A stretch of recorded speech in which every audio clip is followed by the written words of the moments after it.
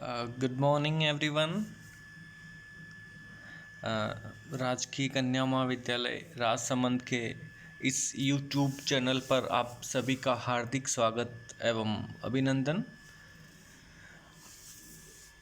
हम BA third year library science के अंतर्गत जो रिसर्च मेथोडोलॉजी पढ़ रहे थे उसमें टूल्स एंड टेक्निक्स में या उपकरण और विधियों में अवलोकन यानी ऑब्जर्वेशन के ऊपर इस वीडियो में हम चर्चा करेंगे। इससे पहले वाले वीडियो में हमने जो दूसरे उपकरण है आंकड़ों के संग्रहण के उनके ऊपर हमने चर्चा की थी, जिसमें प्रश्नावली और अनुसूची थे। अब हम बात करते हैं अवलोकन उपकरण या इस प्राविधि की।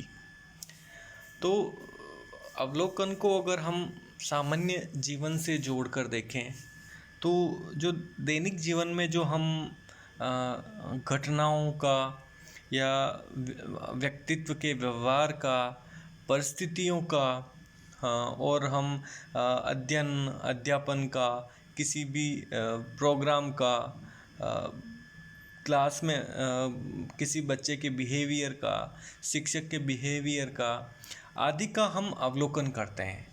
अवलोकन करके हम एक स्तर पे पहुंचते हैं कि इसका निष्कर्ष ये है, इस घटना का निष्कर्ष ये है। हम झील के किनारे बैठकर झील का अवलोकन करते हैं या फिर किसी जंगल का अवलोकन करते हैं, पहाड़ों का अवलोकन करते हैं, प्रकृति का अवलोकन करते हैं। तो ये एक अवलोकन होता है जिसमें हम हमारा जो बौद्धिक लेवल है, हम किसी एक स्तर को सोचते हैं और उस सोचकर हम अपना उसके ऊपर निष्कर्ष देते हैं कि उसका फीडबैक देते हैं कि कार्यक्रम अच्छा था, शिक्षक अच्छा पढ़ाते हैं, विद्यार्थी बहुत टैलेंटेड है,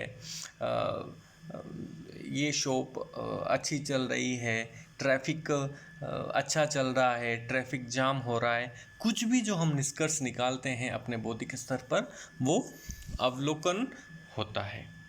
अब जो रिसर्च या फिर जो शोध के अंतर्गत जो अवलोकन आता है, वह अवलोकन और एक सामान्य जीवन का अवलोकन, दोनों के मध्य में बहुत अंतर है। जो शोध कार्य के अंतर्गत जो अवलोकन आता है, वह अवलोकन सुनिश्चित या पूर्व निश्चित होता है और व्यवस्थित होता है, जबकि सामान्य अवलोकन एक सामान्य स्तर पर होता है, जो कभी भी हम सामान्य जैसे रास्ते में चलते हुए, कहीं पर बैठे हुए कैसे भी कर सकते हैं। जबकि जो शोध का अवलोकन होता है वह सुनिश्चित और पूर्व निश्चित और व्यवस्थित होता है,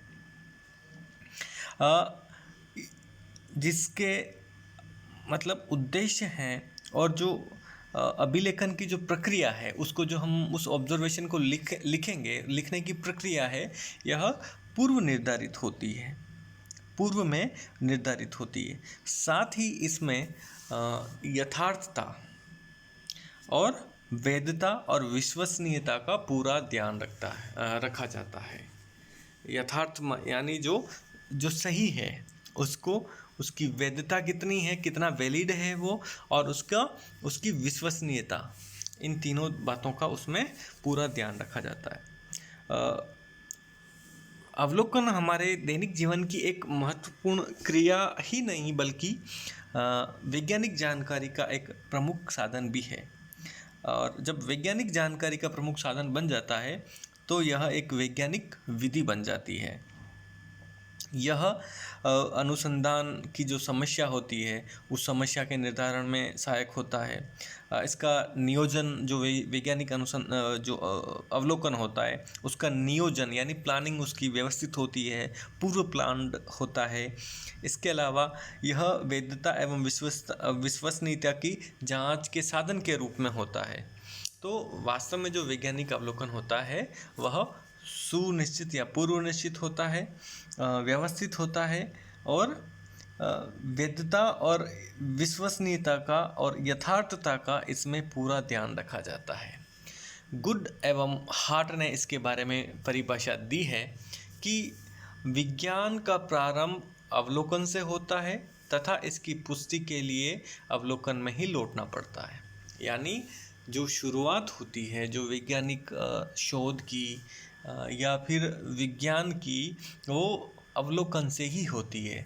हम किसी समस्या हमारे मस्तिष्क में उत्पन्न होती है तो वो किसी न किसी रूप में अवलोकन से ही होती है। और जब हम किसी समस्या का निराकरण करते हैं, उसका अनुसंधान करके, उसका शोध करके हम उसकी निष्कर्ष पर पहुंचते हैं, तो वो भी एक अवलोकन का ही रूप होता है। तो अवलोकन से शुरू होता है और निष्कर्ष भी अवलोकन से ही समाप्त होता है।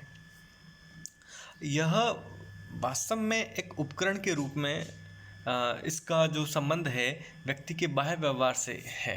व्यक्ति का बाह्य व्यवहार, इसका संबंध न तो लिखित अभिव्यक्ति से है और न ही इंटरव्यू या साक्षात्कार से है, अपितु यह स्वाभाविक परिस्थिति में जो उसका जो परीक्षण होता है उससे होता है। यानी ना तो इसमें कोई लिखित अभिव्यक्ति होती है अपनी, ना ही कोई इंटरव्यू या साक्षात्कार होता है।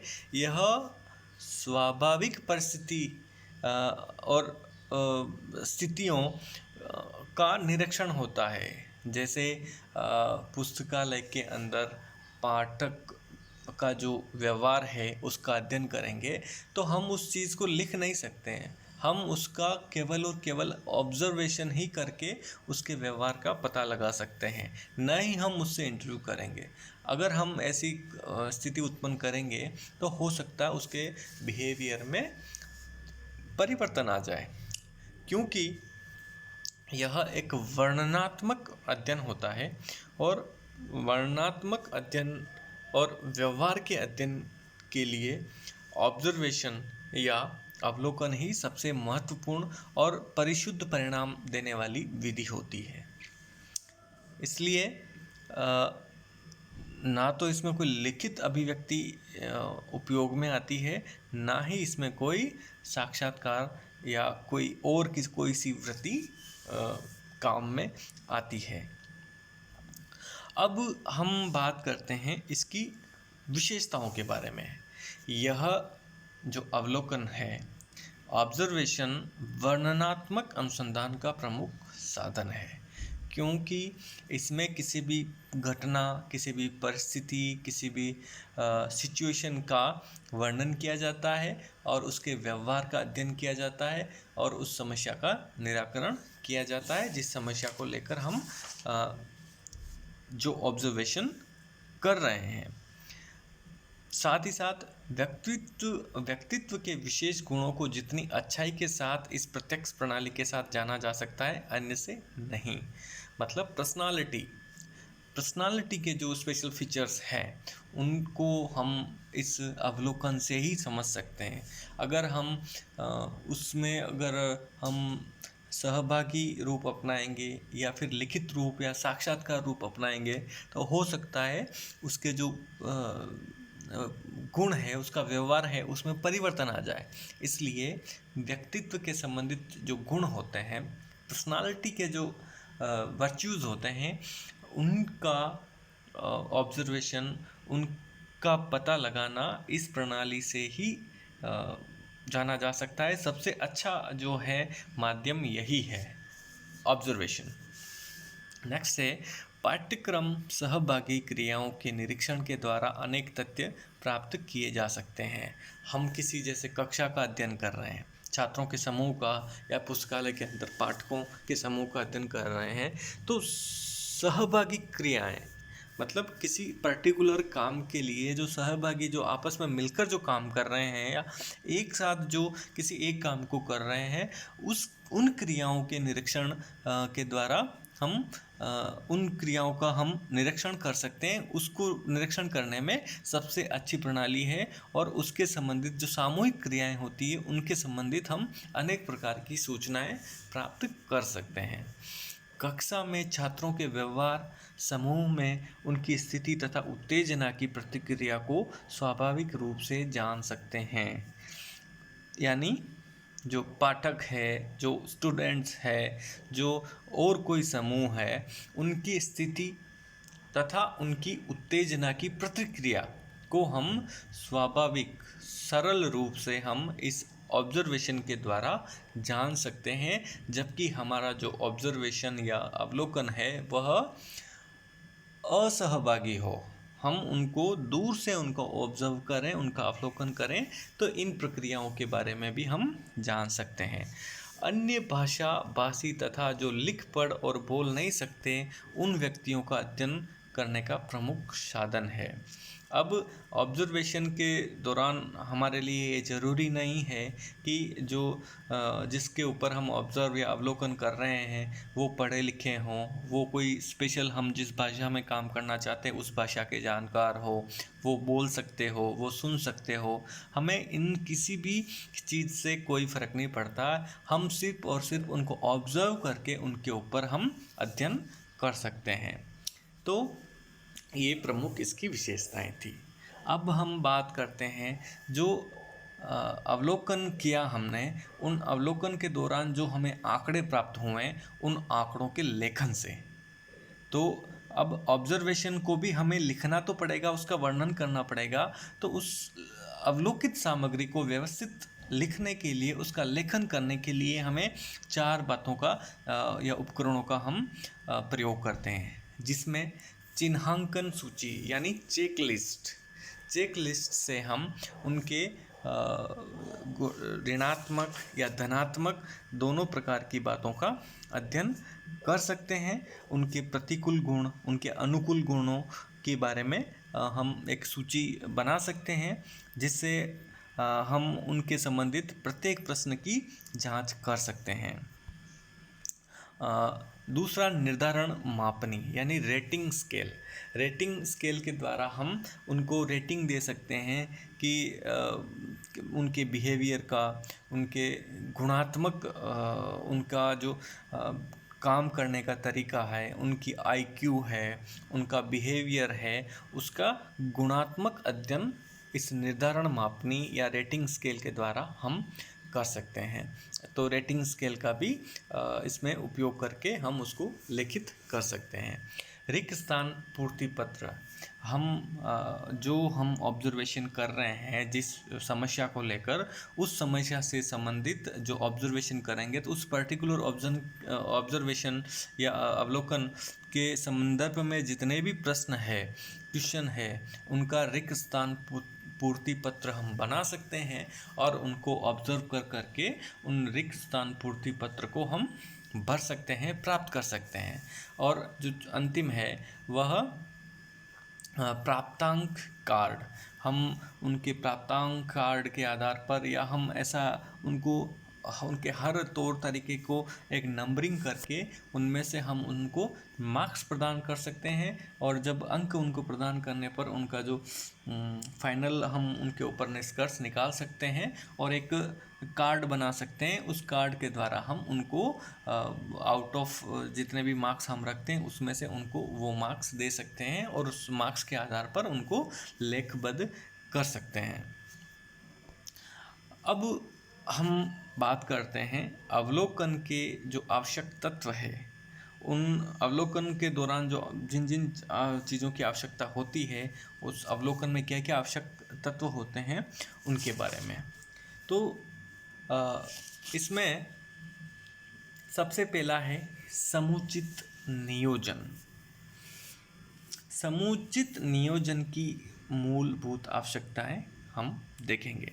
समुचित नियोजन यानी सबसे पहले हमें उस अवलोकन के लिए प्लानिंग तैयार करना कि हम जो अवलोकन करेंगे वो किस किस प्रकार से करेंगे, किस प्रकार के हमारे प्रश्न होंगे, कौन सा उपकरण के द्वारा हम आंकड़ों का संग्रहण करेंगे।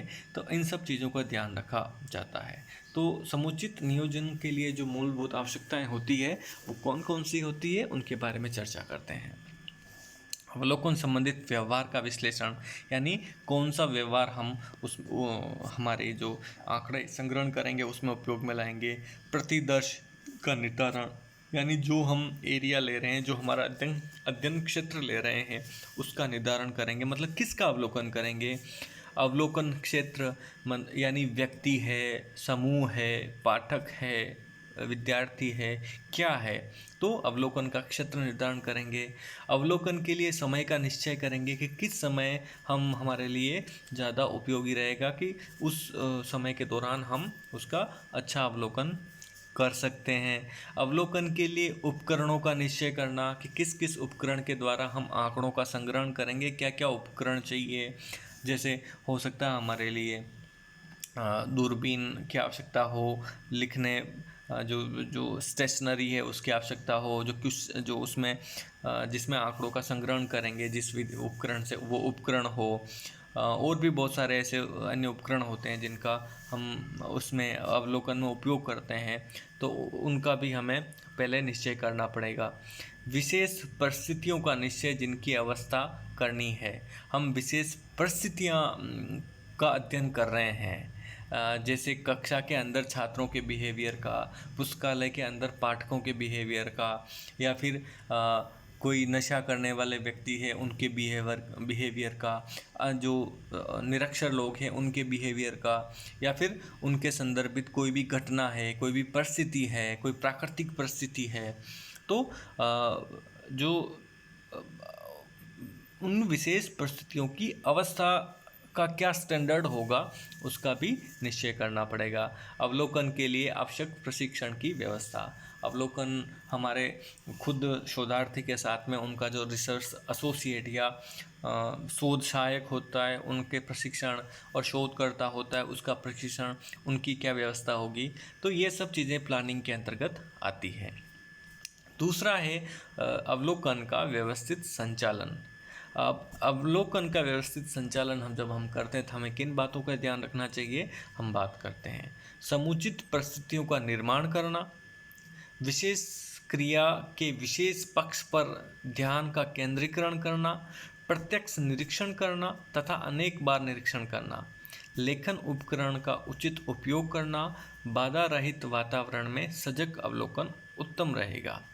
अब व्यवस्थित संचालन के लिए जो हम जिस परिस्थिति का, जिस दौरान हम किसी परिस्थिति का वर्णन करेंगे, परिस्थिति का अवलोकन करेंगे, तो वो ड्यूरेशन उस दौरान मतलब ऐसी परिस्थिति का निर्माण करना समुचित, जो हमें जिसका हमें रिजल्ट चाहिए, जिस प्रश्न को लेकर, जिस समस्या को लेकर हम अध्ययन कर रहे हैं, जिसका हमें निष्कर्ष चाहिए, वैसी परिस्थितियों का निर्माण करना। साथ ही साथ जो विशेष कोई प्रक्रिया होती है, विशेष क्रिया हो रही है, तो उसके विशेष जो पक्ष है उसका ध्यान रखना, उनका निरीक्षण करना, उनका बार बार निरीक्षण करना, लेखन जो उपकरण है जिसका हम डाटा एंट्री कर रहे हैं उनका उचित उपयोग करना, और ऐसा वातावरण तैयार करना जो बाधा रहित हो और उत्तम अवलोकन जिससे हमें प्राप्त हो सके। तो यह सब बातें व्यवस्थित संचालन के अंतर्गत आती है।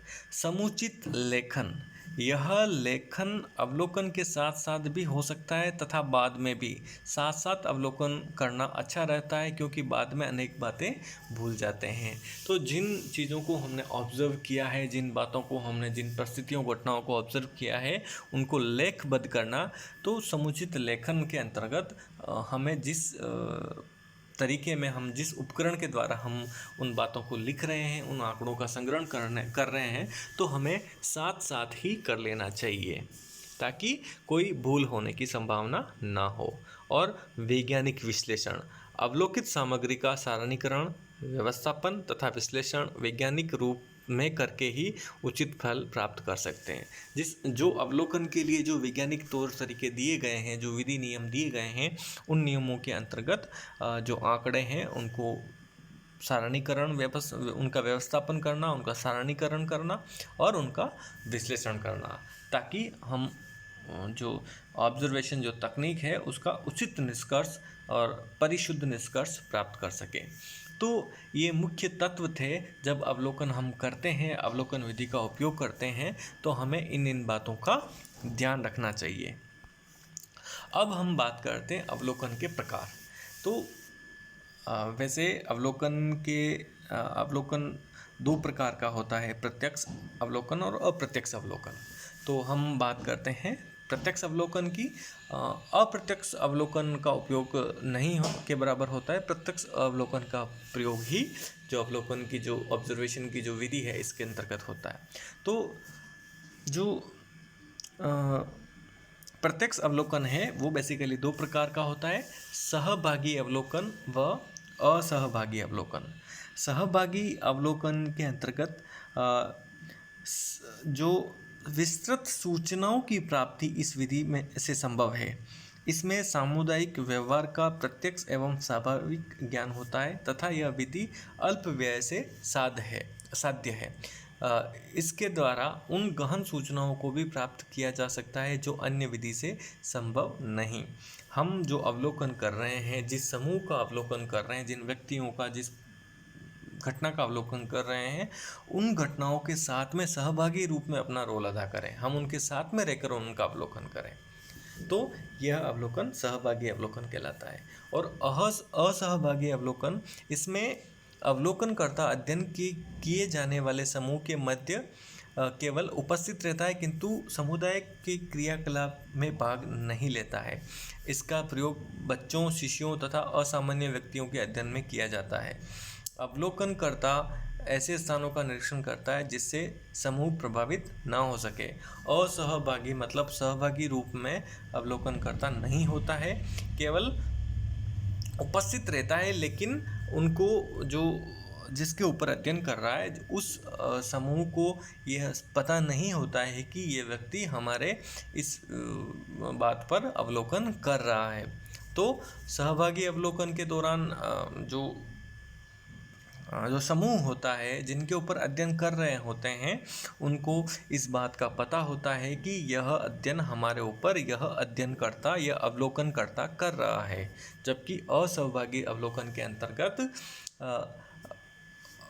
अवलोकनकर्ता अवलोकन समूह के साथ होता है, लेकिन उनको इस बारे में जानकारी नहीं होती है कि इस विषय पर यह अवलोकनकर्ता हमारा अवलोकन या ऑब्जर्वेशन कर रहा है। तो ये हमारा अवलोकन था, अवलोकन की विधियाँ थी, अवलोकन के प्रकार, अवलोकन के विभिन्न तथ्य, तो हमने इसके ऊपर बात की। अब नेक्स्ट वीडियो में हम साक्षात्कार के ऊपर या इंटरव्यू के ऊपर बात करेंगे। Thank you so much.